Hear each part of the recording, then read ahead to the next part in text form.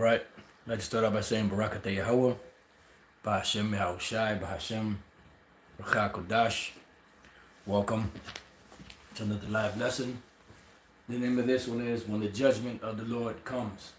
And pretty much, I just woke up about an hour ago or so, and I was just having this kind of like a bugged out dream, but as soon as I woke up, this title came to mind, When the Judgment of the Lord Comes. And the dream was, like I said, it was kind of bugged out, but it was sort of along the lines of, you have those documentaries where they're highlighting the life of somebody or whatever the case be. But then this one was a so-called drug dealer, drug dealer, and in the video they were saying how he was doing this, that, and the other, some good stuff and whatever it was that they were saying about him. Then all of a sudden a bunch of shots rang out and he dropped to the floor and the dude was shooting him, and then he tried to get back up and the dude just kept shooting him, so you just see the bullets just keep going inside this guy. And then next one was another guy that was getting hit with bullets and he was on the ground dead. And all of a sudden, it almost seemed like the camera panned to like one of his, like to his shoulder, and you actually seen a bullet by his bone and his flesh. It was kind of crazy. Then I just woke up, and that's when I thought this came in my mind, the title of When the Judgment of the Lord Comes. Because a lot of people out here, they're playing around with the Lord because they don't fear him. And Elder Apostle Kabar just recently did a video, on that. The ignorance of the people that don't fear the Lord, because really they don't know the Lord.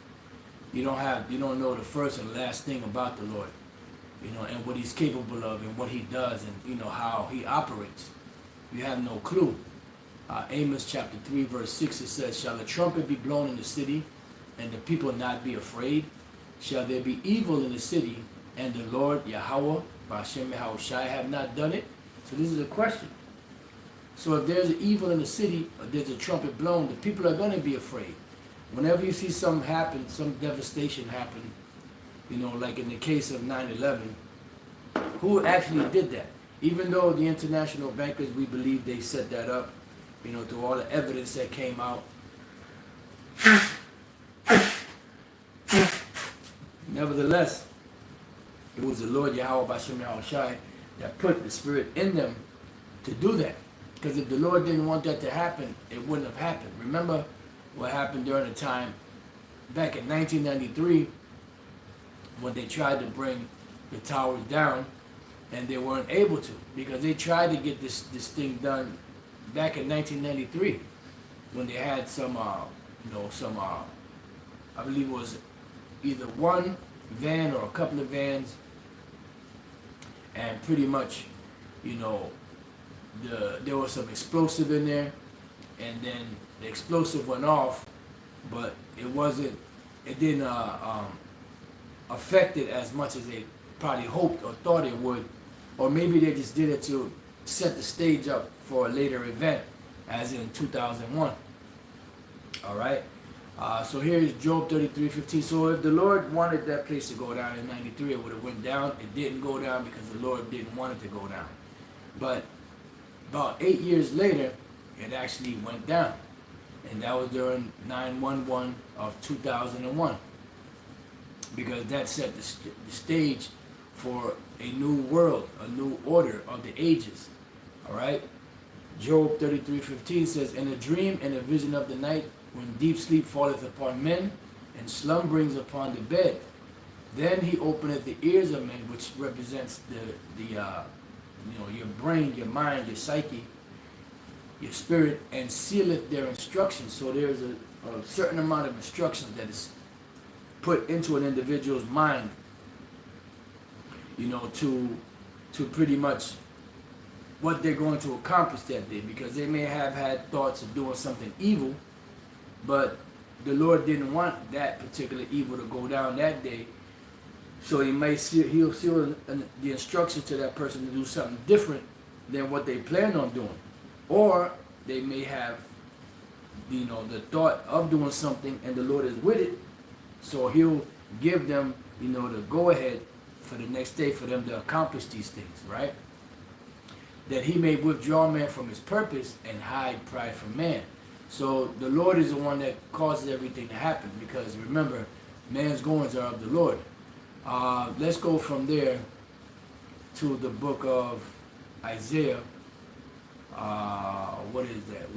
This is like a everyday basic scripture that we go to all the time, and okay, I just forgot it for a moment.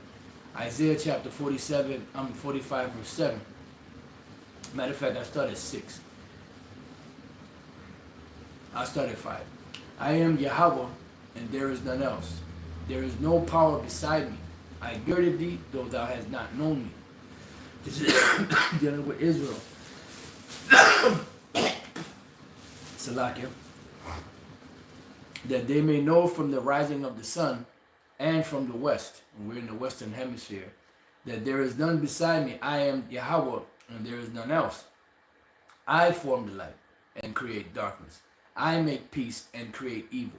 I, the Lord Yahweh Bashem Yahushai, do all these things. So people out here in the world do not understand who the Heavenly Father really is. Because if they did, they would be in a constant state of fear to do the right thing, that in the sight of the Lord, so that they would not be judged. And see, the thing about judgment is when judgment comes swiftly and quickly. It doesn't tarry, but it'll linger. And then when the Lord strikes, he strikes, man. And trust and believe, when it happens, there's no getting away. There's no mistakes. There's no what's the word? There's no innocent bystanders. None of that crap. When the Lord strikes, he makes no mistakes. He gets everyone that he intended to get. Job 4:7. Remember, I pray thee, whoever perish be an innocent, or where will the righteous cut off? So even if a baby dies, guess what? That was a sentence of the Lord Yahweh Bashem Yahushai. And the thing about in these times that we're living in, these people out here, especially you Israelites, you're going to learn the fear of the Lord. You're going to learn how important it is to fear the Lord. Because as Elder Apostle Gabar said in his lesson, the people that fear the Lord, I'm just merely paraphrasing what he said. The people that fear the Lord are very intelligent. And the scriptures say that, the fear of the Lord is the beginning of wisdom. A good understanding have all they that trust in him, or something along those lines. So these people out here don't fear the Lord because they really haven't witnessed the horror, the horrific abilities, the horrific things that the Lord does, because it hasn't hit in a neighborhood near them or in their neighborhood yet. But it's coming. It's coming. And it's going to be a fearful thing to fall into the hands of the living power. Even as I have seen, they that plow iniquity, because the Most High is the King of terrors. Even as I have seen, they that plow iniquity and sow wickedness reap the same. All right? Now let's go from there to the book of Psalms, chapter 68. And just bear with me while I find the verse. Right, here we go. Salakia for a minute. Still got stuff coming up. So please forgive me for that nasty sound you hear in the background. Psalm 68:20. He that is our power is the power of salvation. So the Most High Yahweh can save, or the Most High Yahweh can kill. And unto the Most High, the Lord Yahweh Bashem Yahushai, belong the issues from death. So either you can be kept back from the grave, or you can be put in the grave. I'll give you an example. When you deal with 9/11 itself, right? And there's no coincidence, it happened at 911, emergency, right? There were many people in that building that had no idea that that was their last day on the planet. That's some shit. Here it is, these people woke up that morning thinking it's a regular day. Some people drinking tea, some people drinking coffee, some people drinking their smoothies, all that stuff. They was going about their normal day. I believe it was a Tuesday. You know, it's like not a cloud inside. I mean, it was a beautiful day that day. And they were going to work. They probably had plans of what they were going to do after. They probably was going to get with their friends, you know, go to to a restaurant or whatever the case may be. Little do they know that when they got to work, not even an hour later or two, they would be dead. A whole mass of people. Then when those two buildings, you know, were pulled, as the term goes, because that, you know, that's a term in construction or demolition, right? The majority of those people in those buildings died. But there was still a couple here and there from all that rubble that came down. There was still a couple there that made it. And one of them, Elder Apostle Gabar, does a video on it, and he's doing a series now. I was watching some of the video he did on the plane that was flying upside down. I watched him. I actually watched the video when him and Bishop Sakaran were doing it live, and he mentioned it, and he actually did it. And I didn't know, because he did another video after that the movie Flight with Denzel Washington was based around that, event. I didn't know that either. Damn, I just lost my train of thought. But that's all right. If it comes back, it comes back. If not, it wasn't meant to be. All right. So it says, "He that is our power is the power of salvation, and unto the Most High, the Lord, belong the issues from death." So either the Lord can allow you to die, or and that's the point. That when the buildings came down, everybody died except for a couple of people. And the Elder Apostle Gabar, I remember him telling the story. He was reading about how there was one lady, I think she was a Jake woman, and she kept hearing the voice of this guy, and his name, I believe, was Paul. And he kept talking to her, and the whole exchange, the whole time that she was stuck up in there, he kept talking to her. And then eventually, when they finally rescued her, she didn't hear the guy's voice no more. We believe that the individual was an angel talking to her because it wasn't her time to go, although all of that devastation was happening.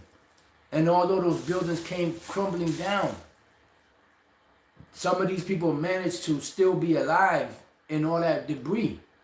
With all these tons of concrete and steel coming down, that just shows you the great power of Yahweh Bashem Yahushua to still, out of all that judgment, be able to protect certain people from not getting destroyed, whether they are to be delivered later on, salvation, or the Lord may have another more horrific judgment for them later on. So you don't want to play with a power like that, man. You don't want to play with a power like that, because when the Lord brings judgment, it's fearful, because no matter what you do, you can't get out of it. Like what the Apostle Gabar was explaining. And I was getting into the video. He said, that everything that the pilots did to try to, get the plane, get control of the plane, it wasn't working. And I thought the first thing that came to my mind when he said that was, yeah, because these pilots are experts at what they do. So they've been trained in all different types of scenarios, in case you get into this, you're going to a crash, or you're going to this, or if you lose control of the plane, you do this to gain control back. So they're trained in all of that. They're experts at what they do. But no matter what this guy did, no matter how much training he had, no matter how great of a pilot he may have been, it wasn't enough. Because the Spirit of the Lord had judgment set for that particular plane and the people on board. They had an appointment with their maker that day, and they had no clue or idea.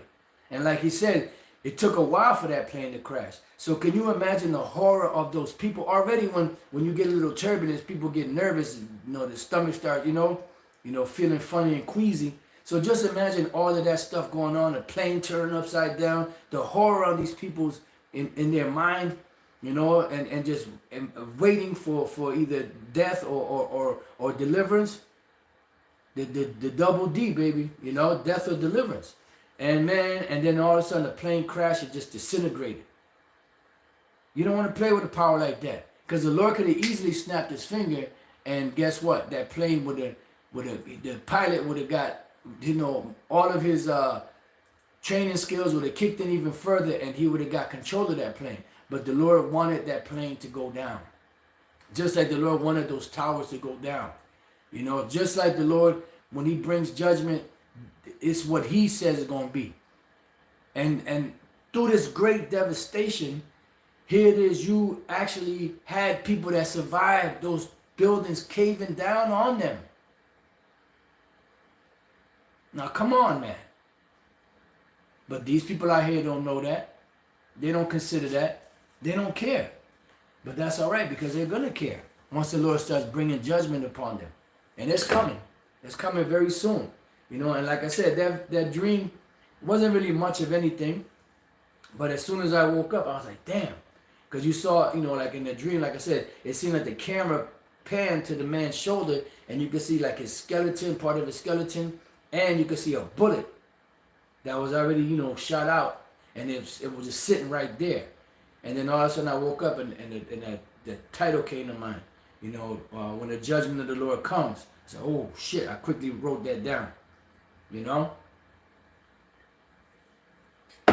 So, you know, it's going to be unexpected, because in the dream, the guy was walking around, you know, like nothing, like normal. And you know, it was just like a regular day for him. Little did he know, even though it was just a dream, but little did he know that was his last day on the planet. And the guy that was next to him, whether he was with him or whether he was just a so-called innocent bystander, guess what? Those two spirits were required in the heavens. You know, the Lord, they had an appointment with the Lord Yahweh Bashem Yahushai that day. So this is 1 Samuel chapter 2 and verse 6. The Lord killeth and maketh alive. He bringeth down to the grave and bringeth up. And the thing about it is this knowledge, this precious knowledge that people take for granted. Even men that know that they're Israelites take for granted. This is our precious salvation. And most don't get it. Hold on, let me get another one that came to mind. Just bear with me. You know, because I'm like, wow, man. Just thinking about, you know, you just be in awe sometimes, just thinking about how the Lord, you know, does things. And it's a surgical strike. And you have to understand, you know, the power that comes with the Yahweh Bashem Yahushai. That you could have total commotion going on. And in that total commotion and devastation, you will still have a few that will be delivered from that. And that's like a scenario of the destruction.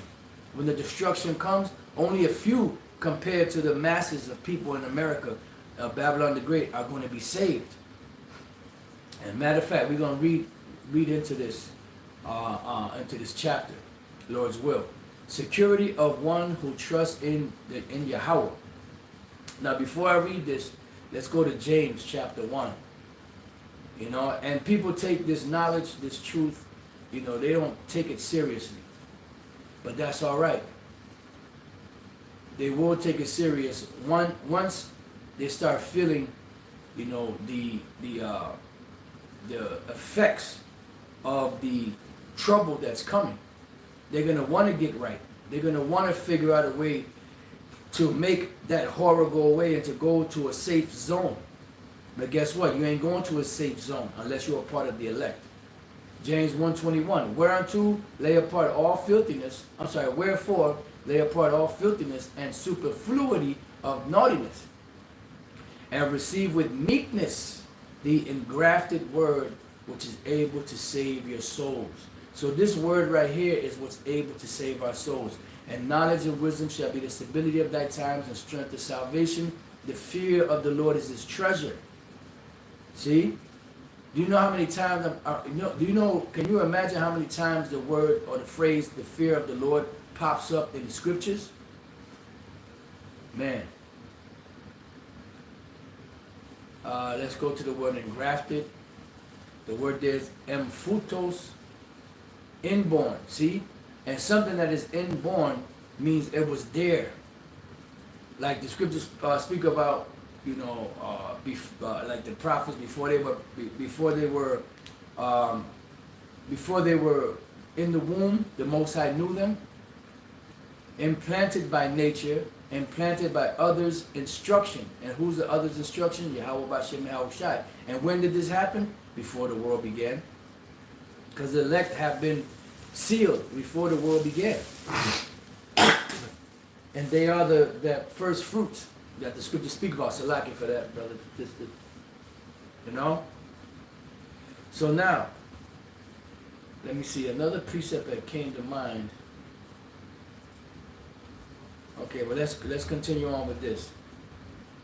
Psalms 91:1. He that dwelleth in the secret place of the Most High shall abide under the shadow of the Most High, the Almighty. What is the secret place of the Most High? This truth. When we go to Ezekiel, right? Ezekiel chapter 9 and verse 4. You brothers already know where we're going with it. Ezekiel 9:4. And Yahweh said unto him, to the angel, go through the midst of the city. What is the city? The Israelites. Through the midst of Jerusalem, again the Israelites. And set a what? A mark upon the foreheads of the men that sigh and that cry for all the abominations that be done in the midst thereof. When you look this word up, mark here, right? This is the Most High's mark. His spiritual mark. The word there is thawah in the Hebrew. Desire, mark as a sign of exemption from judgment. So you have to realize that, there are certain Israelites on the planet, both men and women, that have this particular seal inside of them. That they are a part of the elect, and that's why a lot of things in their lives happen and they don't realize why it happened. They should have been dead a long time ago, but the Lord kept being with them. And no matter what they were in or how hot the situation may have seemed, the Lord still delivered them out of that situation. You have brothers in the knowledge right now, higher ranking brothers that have been in war, actually in the midst of fire, bombs blowing up around them, IEDs blowing up around them, getting shot at, rocket launches, and just in a world of commotion. But the Lord protected them, didn't allow them to get touched by anything, although there was a horror going on around them. These people out here have no clue of the fear of the Lord, man. And the angel of the Lord was there with these men. And I'm sure that those bullets were probably coming directly at them. But the angel was like doing like Neo in the end of Matrix when he was, pushing the bullets to the side and catching the bullets, so that it wouldn't touch the men of the Lord. Touch not my prophets, touch not my anointed to do my prophets no harm.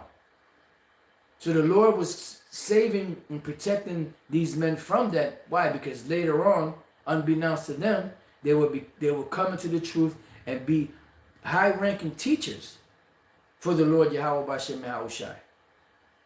You see? Same thing with brothers in the world that may have been in certain situations where they may have been getting shot at, or may have been, somebody may have pulled out a knife on them, or they might have been in a place where, they might have been at a club at one night, and then somebody came in there and sprayed the club, and they didn't get touched. So there's a lot of different scenarios. They could have been in a major car accident, truck accident, and the Lord, killed certain people in that vehicle, but they were spared. There's many different scenarios. Why? Because they were sealed before the world was even created. Now, when we go to the book of Revelation, right? Because it's one thing to be sealed, but another thing to be activated. All right?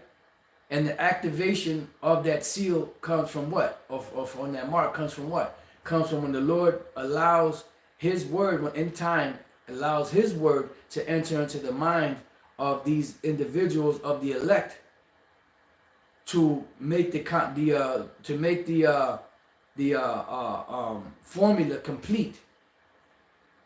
Now you can put together a formula and it's missing one main ingredient, but you don't put that main ingredient in until you're ready for the formula, right?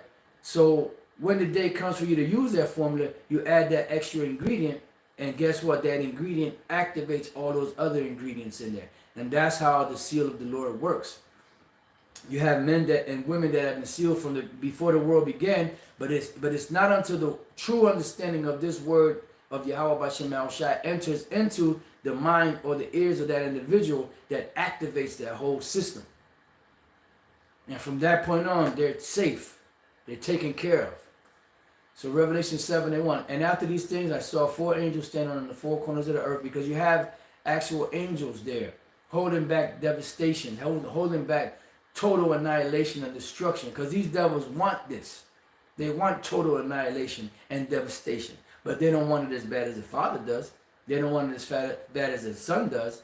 You know, Yahweh Bashem Yahushai, holding the 4 winds of the earth. What does it mean by holding the 4 winds of the earth? Holding back the destruction. Because there is a certain day, of a particular hour, of a particular minute, of a particular second, that this devastation is going to come upon the earth.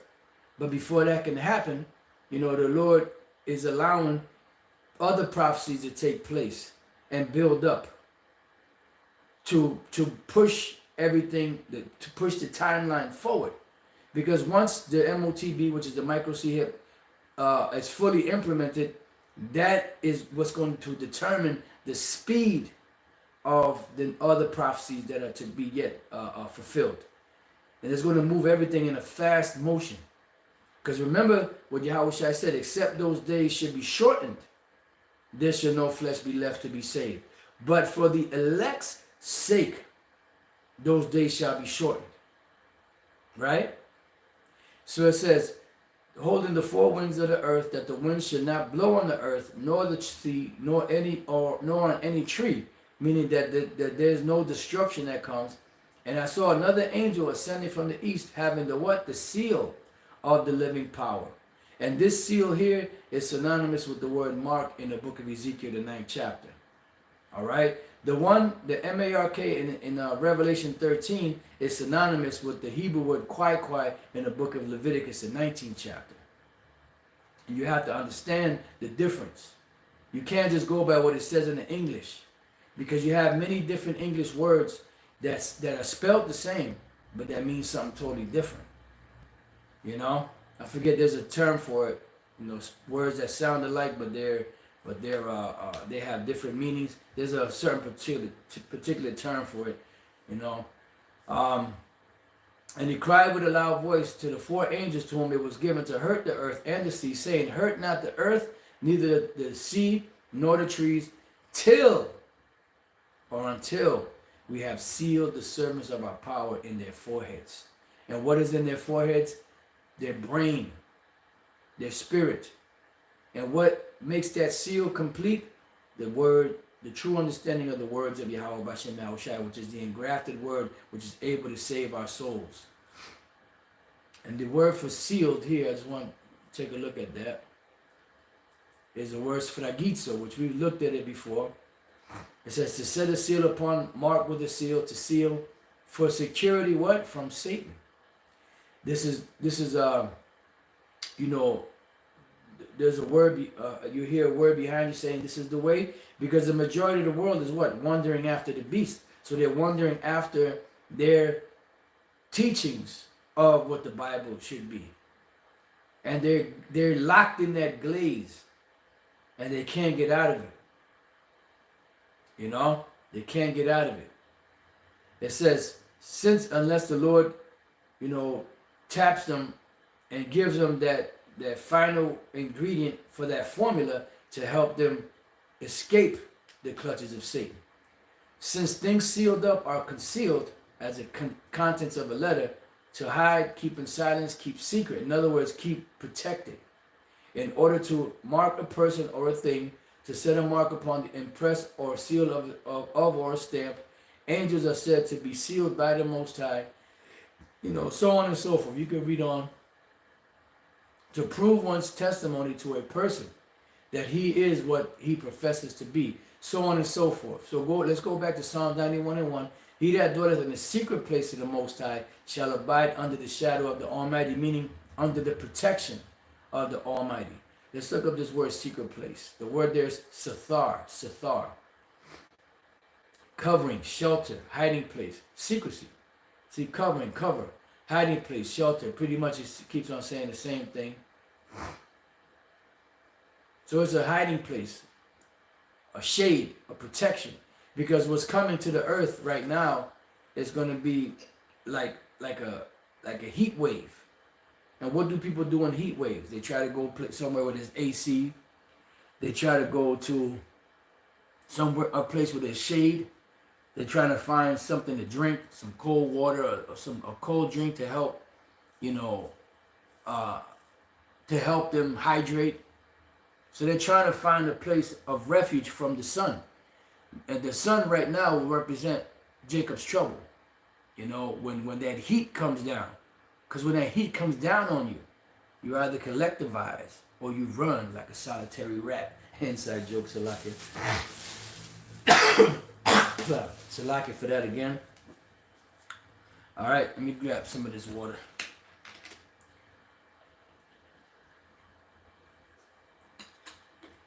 Oh, goodness. Woo. All right, so let's go back. People out here, they will learn to fear the Lord Yahweh Bashem. So let's see what it says for shadow. Tazal. And Tazal, no, that's a different word. Let me see. I think Hatazal, if I'm not mistaken, means to deliver. But I'll have to look it up to make sure.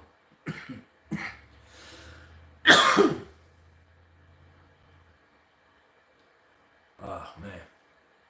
Okay, shadow, shade. Shadow on the dial. Shadow, shade as what? Protection. Shadow, symbolic of transitoriness of life. And this should have been the definition for the word able or habal. Transitory. So the shadow is symbolic of transitoriness of life. Because it's a vapor. Right? But the one we're looking for here is, remember, context. Is shade as protection. All right? So if we remain in the secret place of the Most High, which is this knowledge, the true understanding of it, we shall abide under the shadow of the Almighty, which is His protection. I will say of the Lord Yahweh Bashem Yahushai, because you see, this is all caps. For you newer members, you newer people out there, Jake, that are listening, whenever you see the word Lord in all caps, when you go to the Hebrew, it's the Most High's name, Yahweh. He is my refuge. See, what is a refuge? A place of safety, a safety net. And my fortress. Same thing with a fortress. I was reading last night about, the different Herods in this book. I was gonna do like a lesson on it, but I was out of it yesterday. I was just out of it, period. But I was gonna do a lesson on it, right? I was reading last night before I laid down, and how they were building stuff, and they had different positions of rulership throughout Israel, and how Herod, when he was in rulership, the main one, the father of the other ones, he built what was known as Masada, and he built that as a place of refuge, a fortress. And it was a fortress. And I was reading about the general, the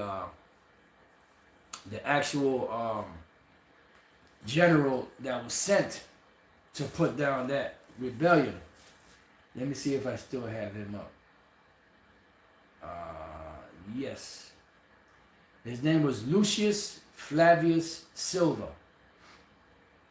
And he was the one that went to Masada to put, because that was the final stronghold. And that was around 73 AD. Some say 74, some say 73. When we go to the prophecy on that in Daniel 9, it speaks about 7 years, those final 7 years. And that's from 66 AD to 73 AD. All right, when you count from that point to that point, you'll see you get your 7 years.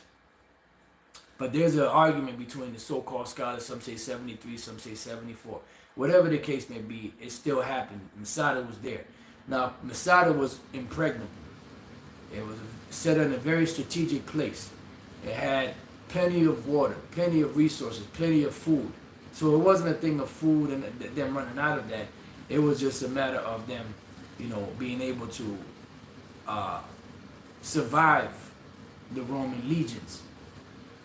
And this guy, Lucius Flavius Silva, he was the one that when he first got there, he set up a retainer wall, for lack of better words, all the way around Masada, so that no one could escape or come in.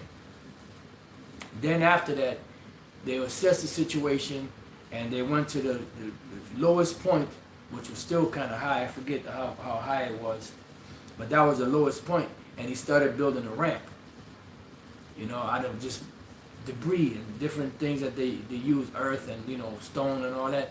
And he built a ramp on the side, I think it was the west side of Masada, and they were able to get a battle ram, up there. And eventually, by the time they got to the top and got in there, according to Josephus, they're saying that the people committed suicide, and there was like almost 1,000 people. Some estimates are lower than that, but nevertheless, Masada happened. It's in history. Lucius Flavius Silva was the one that was the general. I'm not sure if he was a general. Yeah, he was a general that was in charge of that, and he's the one that built the ramp to finally penetrate Masada. All right, so that was a fortress. So this knowledge, this truth, is that fortress, that's lifting us up on high. There's a scripture in Psalms where it speaks about King David, how the Lord's going to set him on high or something like that. I can't think of the wording.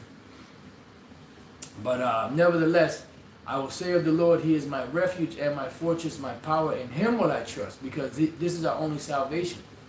Scriptures speak about not fearing, the fear of the oppressor, but fearing the Lord Yahweh Bashem Yahushai. It says, surely He shall deliver thee from the snare of the fowler. What is a fowler? A fowler is a bird catcher. What is a snare? A snare is a trap. So a fowler or a bird catcher, he will set a trap for birds to fall into, with feed whatever he got in there to entice the birds to come. Then the trap would spring on them, right? So let me bring this precept up that just came to mind.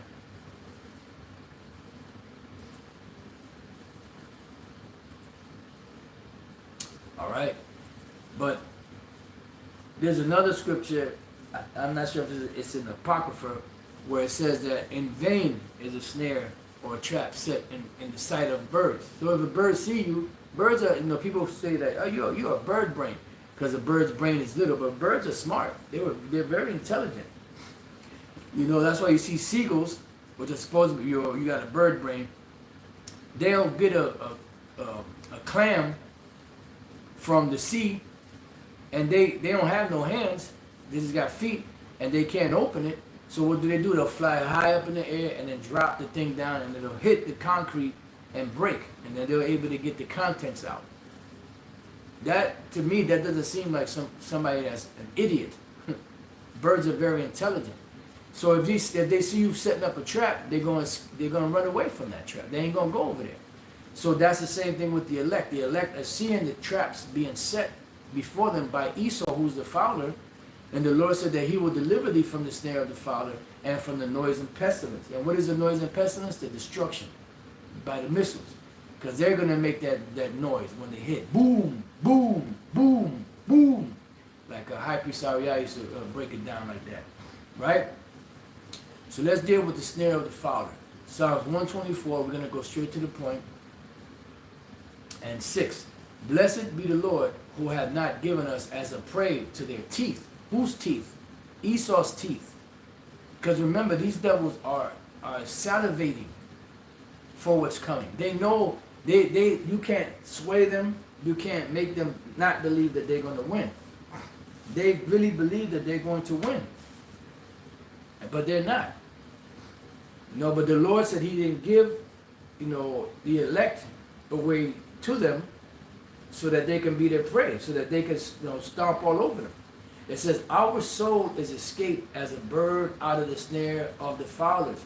So just imagine you have a bird, right, that gets trapped in a bird cage, right, a trap, bird trap, and the bird is nervous because he got trapped in there, and all of a sudden a strong wind comes by and knocks the trap over, or a big ass branch from a tree happens to snap that day and hit the trap just right to where the bird can escape. It says the snare is broken and we are escaped. So just think of the scenario of when the time comes, some of the elect are rounded up in these concentration camps or these detention centers, and just before a sentence is pronounced, the Lord causes a scenario, a Peter escape scenario, like when the angel came to Peter, when he was about to get put to death, and delivered him out of the prison, and opened up the gates, and let Peter go free. And everybody else is knocked out. They couldn't wake up because there was a heavy, deep slumber upon them. The Lord does that. You see? So in these times, what's going to be that thing that helps us escape? This knowledge. It says our help is what? In the what? Name of the Lord Yahweh Bashem Yahushai, who made heaven and earth. And that is a part of the seal of the exemption from judgment, a part of that mark of the Lord, which is the names of Yahweh and Yahushai, and the true understanding of this truth that we're out here teaching. So going back to Psalms 91:3, surely he shall deliver thee from the snare of the fowler, or from the trap of the fowler, and from the noise and pestilence, the destruction or the devastation of those missiles. He shall cover thee with his feathers. What are his feathers? That is a representation of the chariots. That's how the elect are going to be delivered, by the chariots. Remember when Yahushua first came to this side of the world, the tribes here call him what? Kulkulkan and Quetzalcoatl. What does Kulkulkan and Quetzalcoatl mean? The feathered serpent. All right? Yahushua came over here with his chariots, and they described it as a feathered serpent. All right? So the Lord said, he shall cover thee with his feathers, which is not the missiles, the chariots, and under his wings shalt thou trust. What does under his wings mean? Under his protection in those chariots. Let's go to the book of Isaiah. Salakia. Isaiah chapter 26, and we're going to start at 19. It says, thy dead men shall live, together with my dead body shall they arise. This is dealing with Yahushua. You got some that are going to be spiritually dead, that are going to wake up to the truth, but some are going to be actually dead in the graves, that are going to actually rise out of the graves. Awake and sing. See, so the ones that are spiritually dead, that are awoken, awake from the slumber and sing, meaning this truth. Ye that dwell in dust, meaning the ones that dwell in confusion. Because prior to us waking up to the truth, we were in the same confusion or the same haze of the world. But the Lord delivered us from the haze of the world. For thy dew is as the dew of herbs, and the earth, what is the dew of herbs? What are herbs for? They're for healing. And what is the dew? That's the water that appears, on these herbs in the morning. So this represents the knowledge, which is that water and that healing. It says, and the earth shall cast out the dead. That's twofold. That's dealing with the actual dead in the grave, and that's dealing with the ones that are spiritually dead, that are part of the elect, that receive that special ingredient that activates, the mechanism inside of their spirit to be saved or delivered. So it says, come my people, enter thou into thy chambers. What are the chambers? The chariots.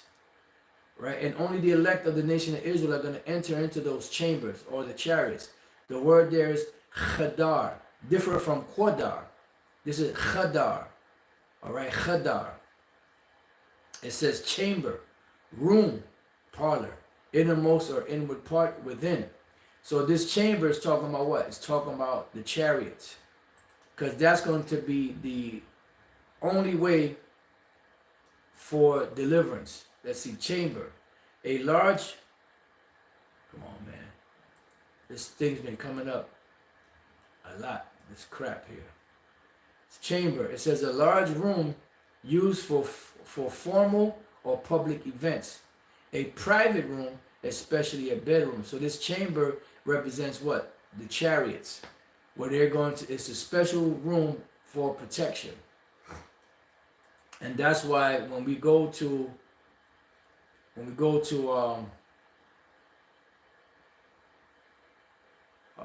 let's go, let's put this one here.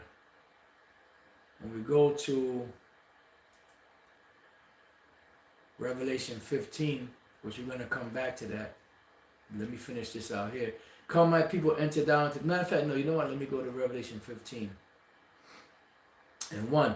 And I saw another sign in heaven, great and marvelous. 7 angels having the 7 last plagues. This 7 angels and 7 last plagues, or 7 trumpets, all represent the destruction. All right? Number 7 represents completion. For in them is filled up the wrath of the Most High. That's why the Lord said, matter of fact, let me get another,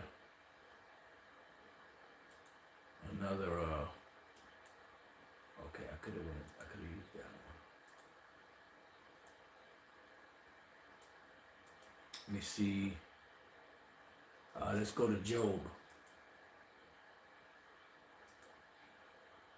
So Job chapter 5 and 19. He, meaning the Most High Yahweh B'Shem Yahushai, shall deliver thee what? In 6 troubles. Because once the 6th trouble is ended and the 7th trouble begins, angel, trumpet, whatever you want to call it, the 7th trumpet, that's when the destruction comes. So the elect are going to barely make it out of here by the skin of their teeth, so to speak. At the ending of the 6th into the beginning of the 7th, and we're coming to the very ending of this. We're like at the bottom half, you know, of the 6th trouble. 6th trouble. Salakia.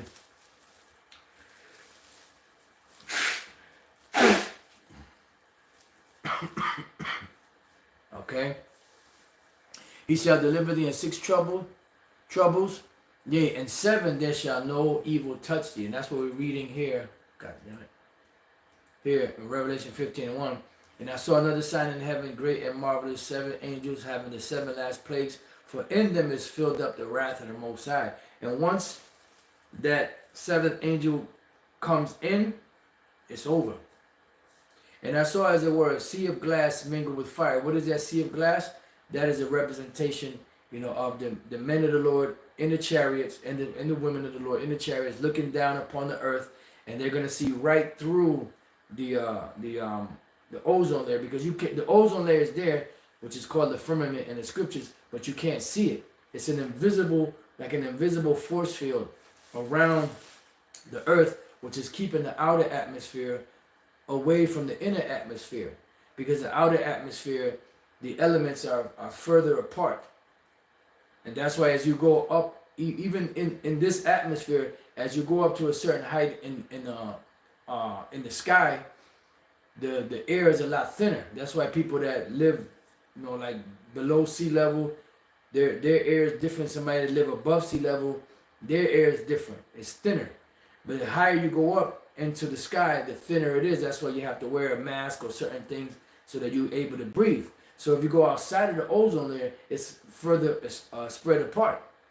But if you go into the waters, you know, to the actual waters, you know, they're a lot closer and tightly bonded together. So you still have to wear something, unless you're a fish, you know, some type of sea creature or sea fish, or whatever the case may be, who are built to be able to breathe underwater. You see? It says, and I saw, as it were, the sea of glass mingled with fire, and them that had gotten the victory over the beast. Who are them that got the victory over the beast? The elect. And over his image and over his mark and over the number of his name stand on the sea of glass, having the harps of the Most High. Right, and the sea of glass represents the chariot, you know, that you're looking down from and looking onto the earth. You know, then you have the ozone layer also there, and they were able to see all the way straight down through. And they saw America on fire, Babylon the Great. And that's why it's called the lake of fire. All right, because from a bird's eye view, it looks like a lake that's on fire.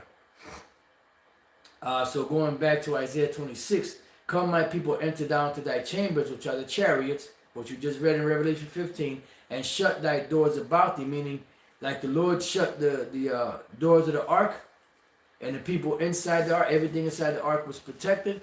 Same thing that's going to go down right now. The ones that go into the chariots, once the doors are shut, it's over. Hide thyself, as it were, for a little moment. Why? Because this devastation is only going to take an hour. This destruction is only going to take an hour. It's going to be quick. That's what the scriptures speak about suddenly. You know? It says, until the indignation be overpassed. What is indignation? Righteous judgment. Righteous judgment of who? Of Yahweh B'Shem Yahushai. Be what? Overpassed. So these chariots are the only protection from the devastation that's coming. Let's go to the book of, go to two scriptures. Revelation 18:4, which is broken down wrong because it goes back, 18:3, I'm sorry. No, 18:4, that's it. It was broken down wrong because, you know, High Priest Ariel used to teach that this was talking about America. They had to, you know, they used to teach back then that you had to leave America, get a passport, and go somewhere else where the devastation wasn't coming. But that's not what this is talking about. Revelation 18:4, the answer to that is in Revelation 11, which we're going to get after this. Revelation 18:4, and I heard another voice from heaven saying, come out of her, my people. This is not talking about coming physically. I'm sorry, this is talking about coming physically out of it. So I'm about to go back to the old breakdown. This is talking about coming physically out of here, meaning up into the chariots. It's not to leave, you know, the flee doctrine, to leave America, Babylon the Great. No, because the children of Israel, the elect, are going to be delivered out of Babylon the Great. Come out of her, my people, that you be not partakers of her sins, and that you receive not of her plagues. And that's talking about what we just read in Isaiah 26, is to come up into the chariots. When we go to Revelation, same book, chapter 11, it explains it even further. And that is 11 and 12. And they heard a great voice from heaven saying unto them, come up hither, see? And they ascended up to heaven in a cloud, and their enemies beheld them. Right, and this right here, and their enemies beheld them, this goes hand in hand with Wisdom of Solomon, the 5th chapter. It's a great chapter. You know, that explains this part right here, and their enemies beheld them. So that Revelation 18:4 that we just read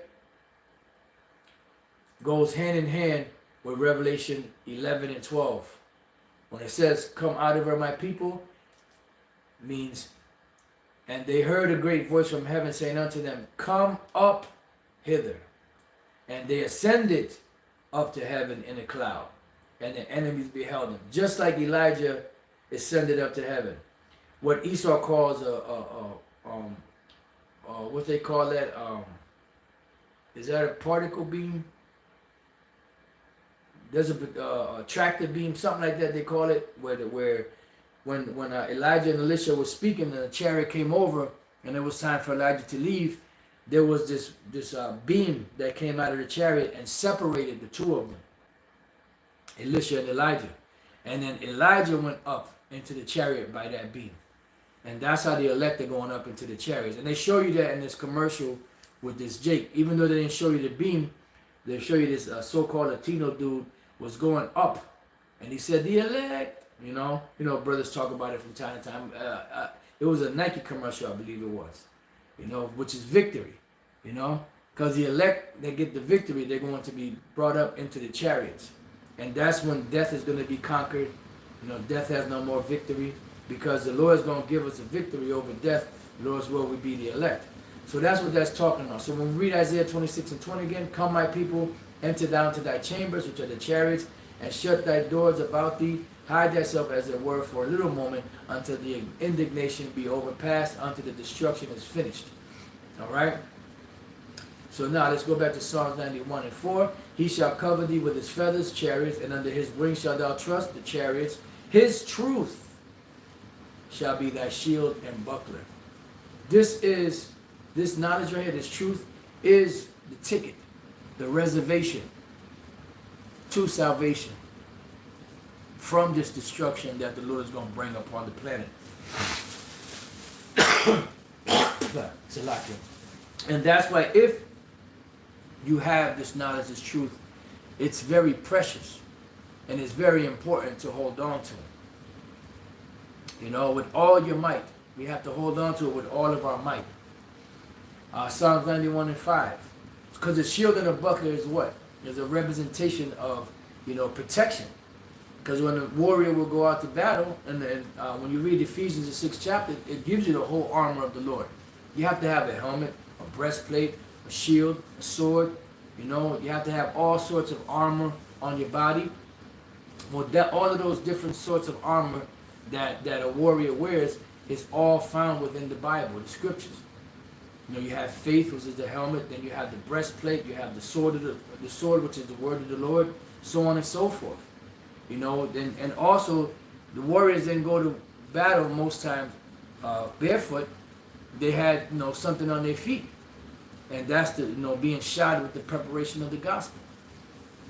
It says, "Thou shalt not be afraid for the terror by night." Now, when the destruction comes, we are going to be nervous, because you have to remember that when the destruction hits, the whole earth is going to rock. And even when the elect are going up, when you're going up, you're going to be like a little nervous. Going up into the sky and you seeing all this devastation going on. Revelation 11:13. "And the same hour was there a great earthquake, and the 10th part of the city fell. And in the earthquake were slain of men 7,000, and the remnant," meaning the elect, "were affrighted, and gave glory to the power of heaven." Hey, Barakatah, how about you, man? Hey, man, can you imagine going up into the chariot at that moment, knowing that you're going to be delivered, the mixed emotions you're going to have of fear, but of great, happiness, because you're escaping this cesspool of wickedness that's being judged rightly by the Most High, Yahweh Bashem Al-Shai, but you being saved going up into them chariots. Come on, man. That's great and glorious. And the remnant were affrighted and gave glory to the power of heaven. So here when it says, "Thou shalt not be afraid for the terror by night," because the Lord is going to have the Spirit upon us to be delivered, but at the same time we are going to be nervous inside, but we're going to give glory to the power of heaven, Yahweh Bashem Al-Shai. "Nor for the arrow that flies by day," that represents the missiles. "Nor for the pestilence that walketh in darkness," which the pestilence represents the missiles also, but it also represents, these diseases that these devils are putting out there. It says, "Nor for the destruction that wastes at noonday." See? And what is a noonday? That is the highest, when the sun is the hottest and the highest in the heavens. And that represents Esau's noonday, meaning the pinnacle of his kingdom. Because remember, they're destroying America and the economies of the world to bring in what? A new order of the ages.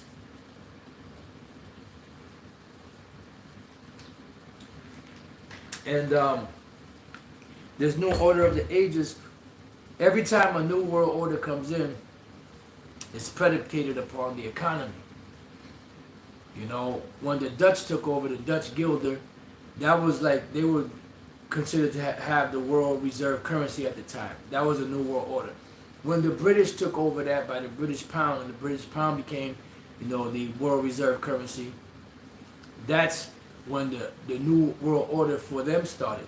Then when America back in 1944, 1945 took over, the dollar, the US dollar took over as the world reserve currency, that was a new order of the ages. Now that we're in 2023 going into 2024, this is going to bring in the new order of the ages, which is going to be digital, the MOTB, which is the micro CHIP.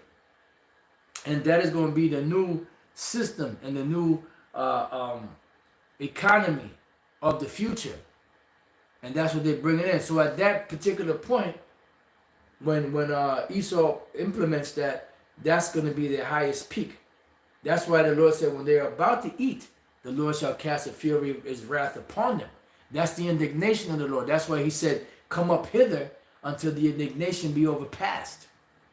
Come into that chambers, and close the door, shut the door about thee until the indignation be overpassed. What indignation?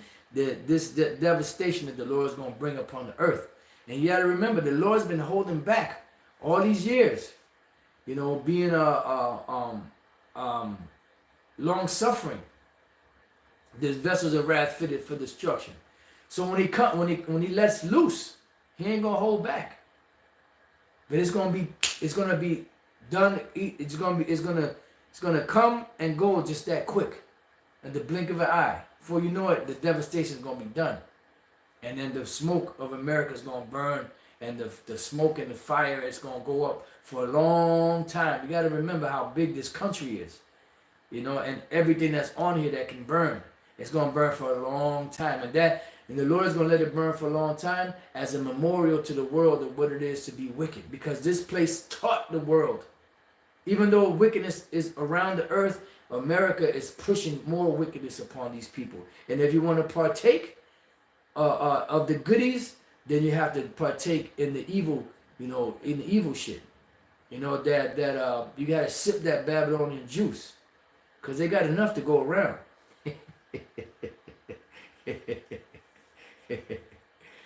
It says 1,000 shall fall at thy side and 10,000 at thy right hand. So just imagine that, man. Imagine the chariot of the Lord. Imagine what Esau calls the tractor beams coming down and being over the elect as they're going up, and then seeing people dying all over the place. That's what the scripture said. 1,000 shall fall at thy side and 10,000 at thy right hand. But it shall what? Not come nigh thee. Can you imagine? Can you imagine that? Here there's people that are dying everywhere, and you're going up in this beam, going up into a chariot and seeing all these people dying and being destroyed and die, from the devastation. You know how scared and elated you're going to be? Shit. It says, but it shall not come nigh thee. Only with thine eyes shalt thou behold and see the reward of the wicked. This is why the Lord, Uriel, I believe it was Uriel, told Ezra, don't worry how the wicked shall be punished and when, but worry of how the righteous will be saved. Because the elect, which are the righteous, when they're delivered, they're going to see the reward of the wicked. So don't worry about that. When people are being wicked, these devils, you get mad, they live long-ass lives, they live into their 90s and 100s, But that's all right, because when their devastation comes and the devastation of these people come, it's going to be swift judgment. It's going to be horrific for them. They're not going to be able to escape. But the elect will escape and see the devastation of the wicked. Ooh, my goodness. Because thou hast made Yahweh, Ba'ashem Yahushai, which is my refuge, even the Most High, thy habitation. So how do we make the Lord our habitation? By presenting our bodies as a living sacrifice and teaching this word, in whatever capacity that the Lord gave you. Those of you that are helps, be helps. And those of you, whatever the gift is that the Lord gave you, continue in that gift, because that is the habitation of the Lord. But remember, we are the temple of the Lord, and his spirit dwells within us. We belong to him. I beseech you, Romans 12:1, I beseech you therefore, brethren, by the mercies of the Most High, that you present your bodies a living sacrifice, see, holy, acceptable unto the Most High, which is your reasonable service. This is how we remain in the habitation of the Most High, by doing this work, presenting our bodies as a living sacrifice, And it says, there shall no evil befall thee, neither shall any plague come nigh thy dwelling, because the Lord will protect us. For he shall give his angels charge over thee, see? And the angels are always there, but we just don't see them. Like the scenario we were speaking about earlier. Brothers went to war. Other brothers, were in certain situations where they could have been put to death, but the Lord delivered them. It says to keep thee in all thy ways. That's why it says that knowledge and wisdom shall be the stability of thy times and strength of salvation. The fear of the Lord is his treasure.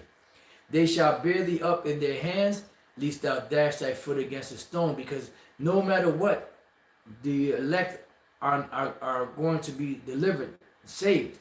Even the ones that may get put to death for this word, because remember, that's the way that they have to, glorify the Lord.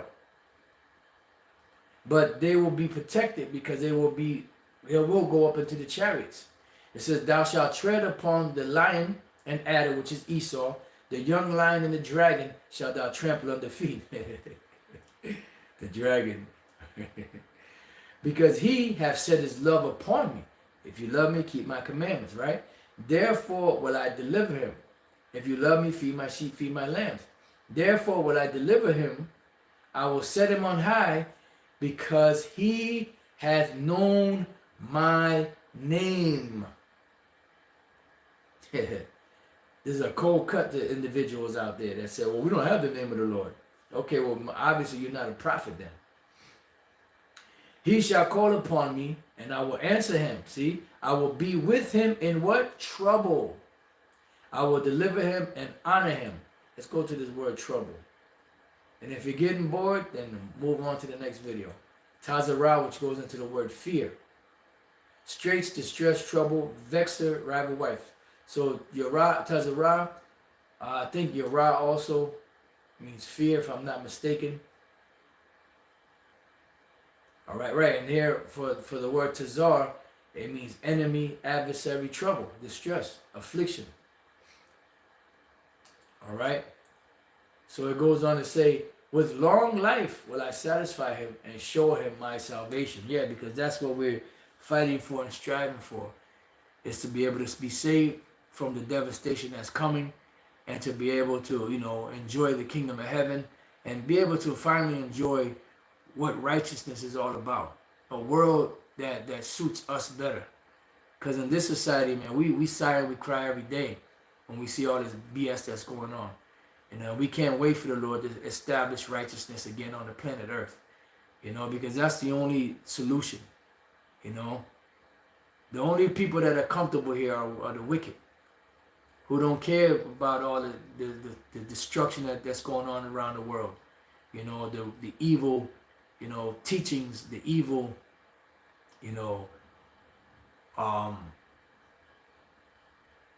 abominations that are being spread throughout the planet. Because we know that our expectation is for the Lord to, give us his promise of a new kingdom wherein dwelleth righteousness. And that's what we long for. That's what we hastening for.